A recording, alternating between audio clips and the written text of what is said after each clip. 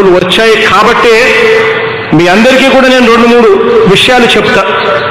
ఈ మధ్యనే విజయవాడలో ఏదో జరిగింది అత్యాచారము అని చెప్పి నానా యాగి చేశారు. ఈ మధ్యలోనే గుంటూరులో ఏదేదో జరిగిపోయింది అని చెప్పి ఇంకా యాగి చేశారు. ఈ మధ్యకాలంలోనే విశాఖలో ఏదేదో జరిగిపోతా ఉంది అని చెప్పి మరో యాగి మనందరికీ కూడా వినిపించింది. ఇక్కడే ఆలోచన చేయమని అడుగుతా ఉన్నా.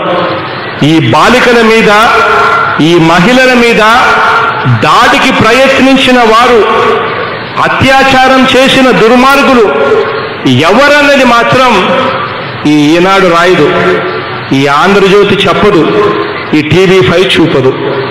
కారణం ఏమిటో తెలుసా? వాళ్ళంతా కూడా చేసిన వాళ్ళు టీడీపీ నాయకులే.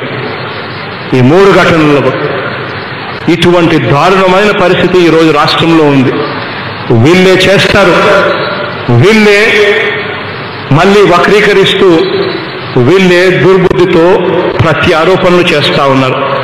ఇలాంటప్పుడు ఏడుకొండల వాడిని మనం కోరగలిగినది కేవలం ఒకటే. అదేమిటో తెలుసా? దేవుడా రక్షించు మా రాష్ట్రాన్ని ఈ ఎల్లో మీడియా నుంచి, ఈ ఎల్లో పార్టీ నుంచి, నీతుల 2 నాలుకల సాచి బుసలు కొట్టే నిర్హేతుక కృపా సర్పాల నుంచి, దూర్తుల నుంచి, దుష్ట చతుష్టయం నుంచి రక్షించుదేవా అని చెప్పి ఇదే తిరుపతిలో వెంకటేశ్వర స్వామిని ప్రార్థిస్తా ఉన్నాం.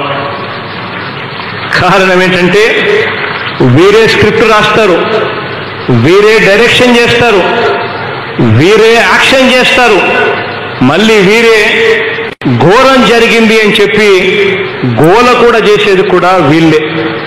ఇవన్నీ కూడా గమనించమని చెప్పి